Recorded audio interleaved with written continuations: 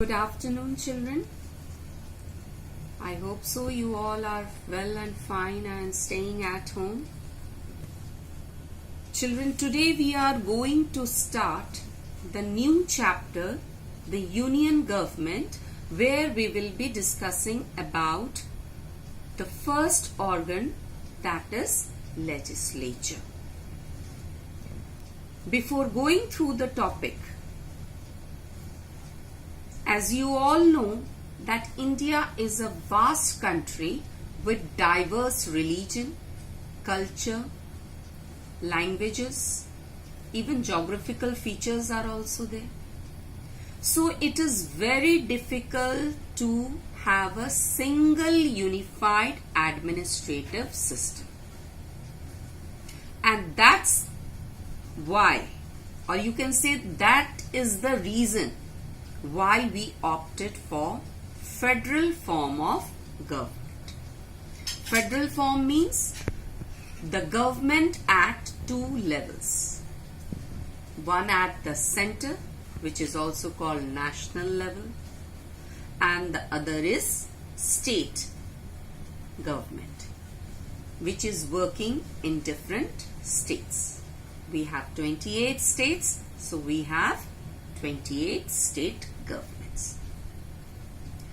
So that's why our country opted for federal form of government so that our national goals can be achieved. Now, what is our national goal? To bring unity in the country, to create harmonious relationship between different individuals living in different parts of the country. So this is our main national goal, and to achieve this national goal we opted for federal form of government. Now we come to the topic, three organs of government. What are those three organs of government?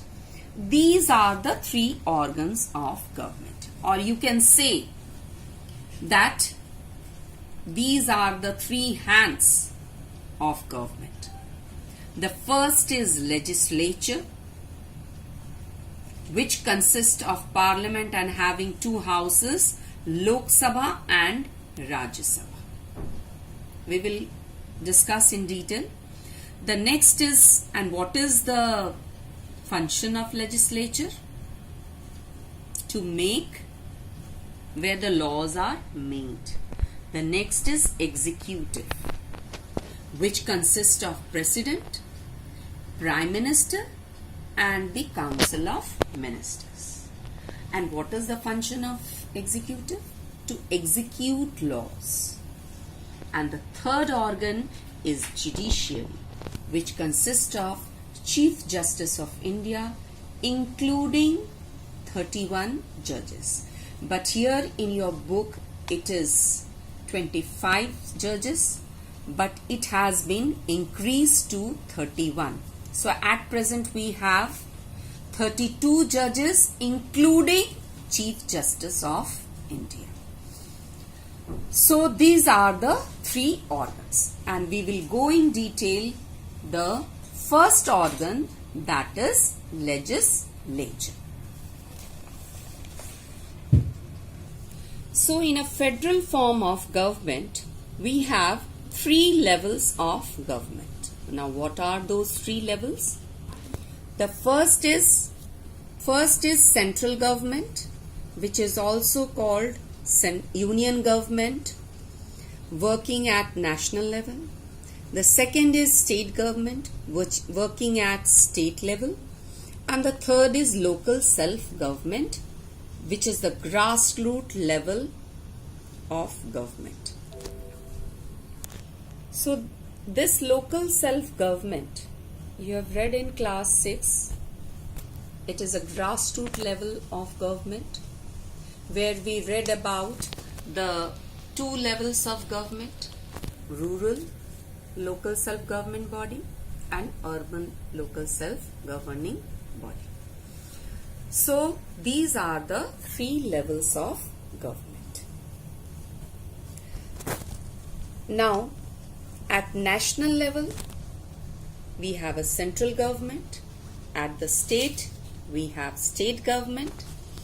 And at the lowest, we have a rural as well as urban local self-government. That's why it is called local self-governing bodies.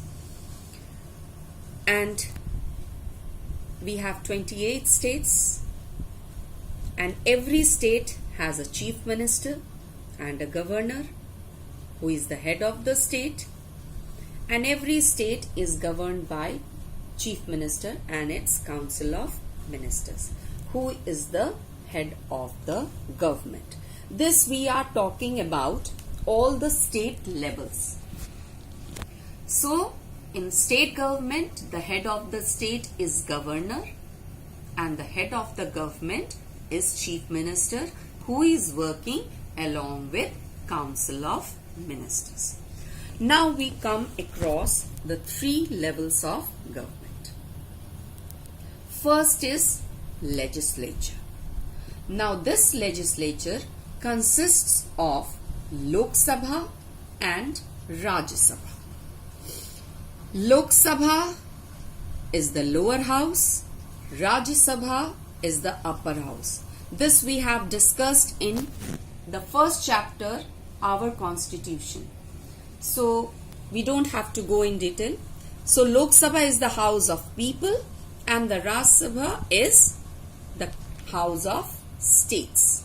So different states is been representing this Rajya Sabha. So Lok Sabha maximum seats is 552. So the maximum strength of Lok Sabha is 552. How many? 552. 530 is been representing from the states. 20 is been represented from the union territories. And 2 are those which is been nominated by the president, who are the Anglo-Indians. But at present we have 545. Means the maximum strength can go up to 552. But at present the strength of Lok Sabha is 545. So 543 total, 545 is there, 530 is from states, 13 is from union territories, and 2 is are the Anglo-Indians been nominated by the president. So 530 plus 13 is your 543 and plus 2 is 545, which is the which is the present strength of Lok Sabha. Rajya Sabha is a permanent house which cannot be dissolved, because every 2 years 1/3 of members retire and are being filled by the new candidates. So in Rajya Sabha the maximum strength is 250. How many? 250. But at present we have 245, the strength of Lok Sabha. 233 are representing from states and union territories, who are being the elected members of state legislative assemblies, who are being elected by the elected members of state legislative assemblies. But the 12 members are the distinguished personalities from art, literature, science, social service.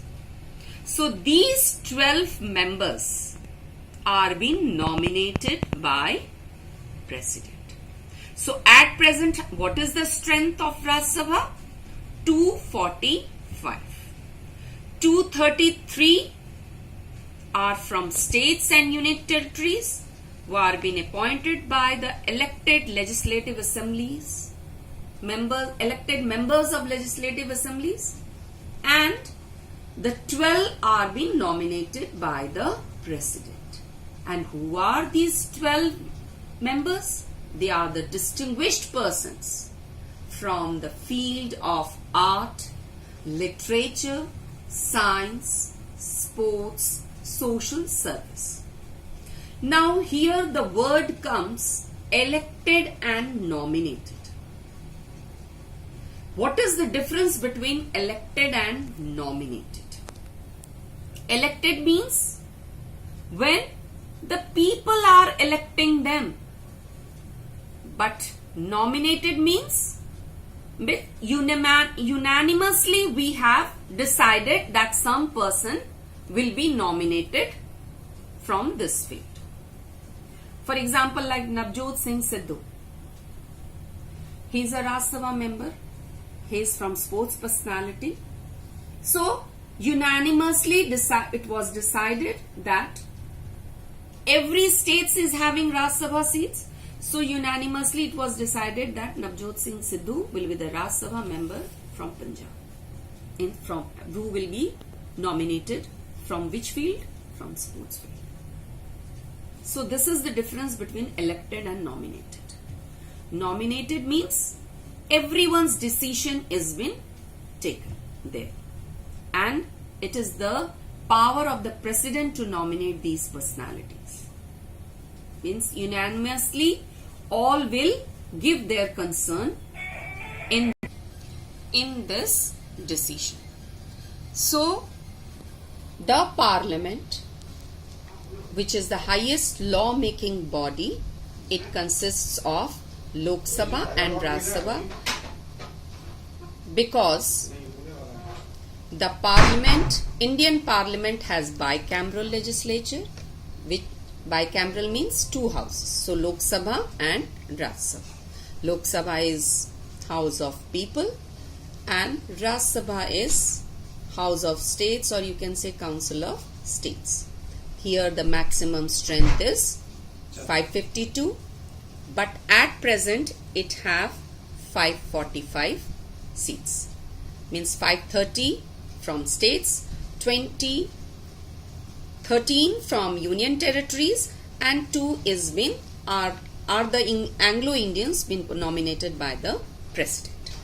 So total is 545, but it can exceed only up to 552, which is the maximum strength of Lok Sabha.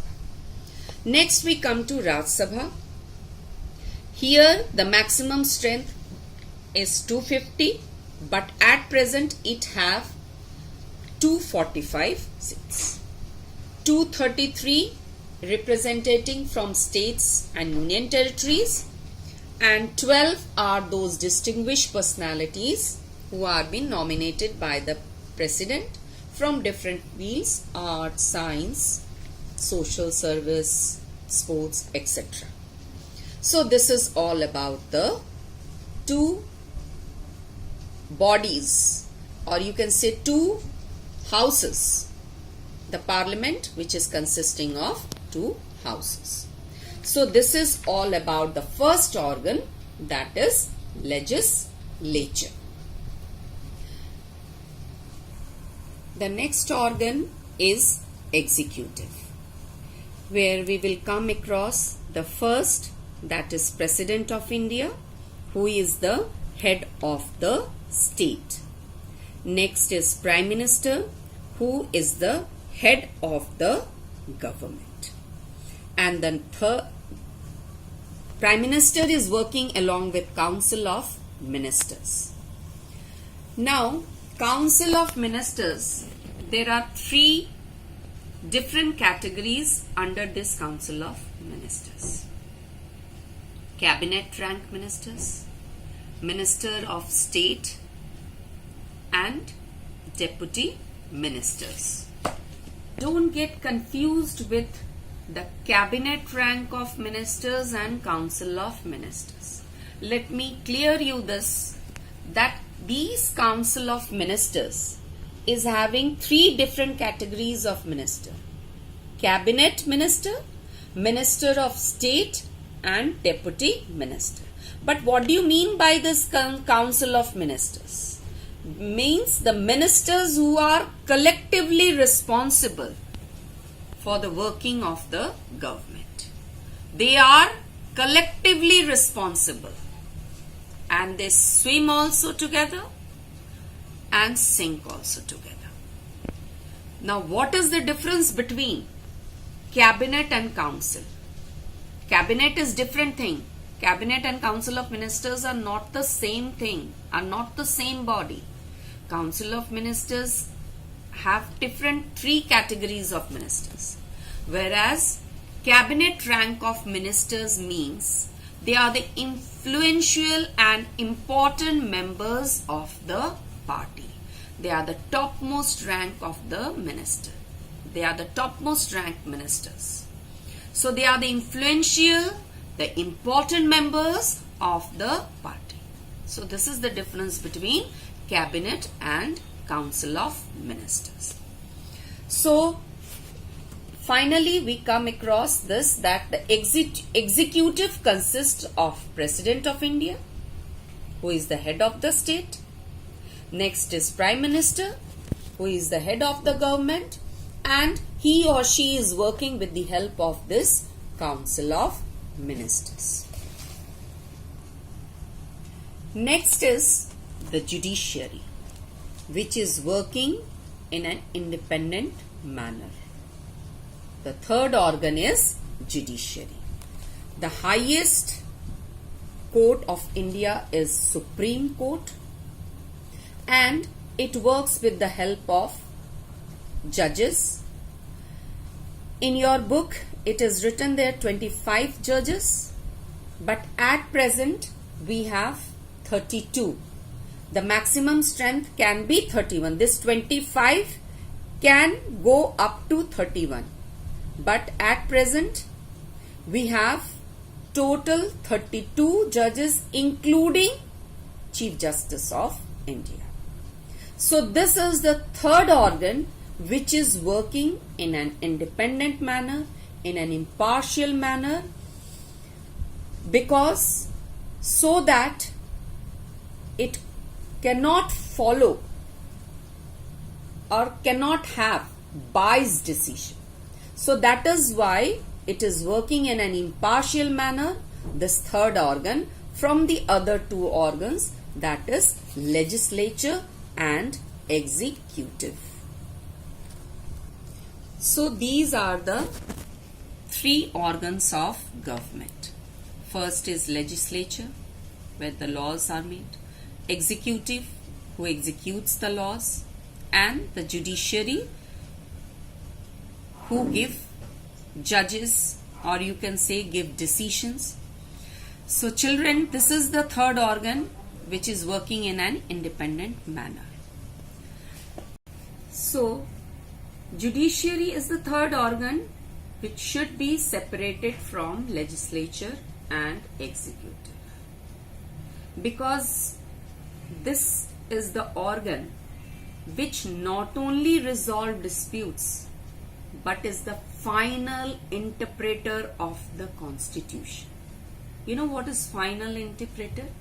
Means if anyone is violating the laws, or if one is not you can say acting according to the provisions of the constitution, who is going to check? This judiciary. That is why it has been the independent organ. And if we want justice, it can be only possible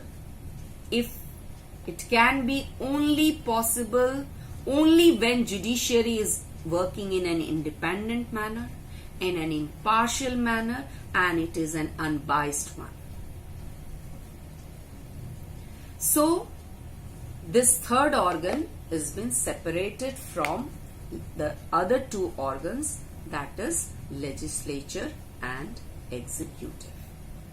So children, in my next class, we will continue with those laws, how the laws are made,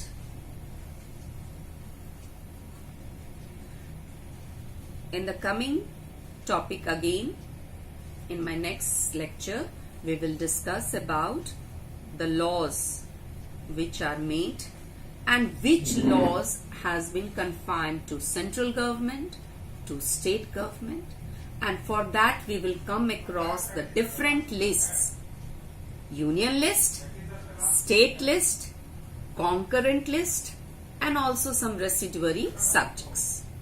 So subjects mean these are the laws which are being made in different fields. So certain fields are being restricted to different levels of government.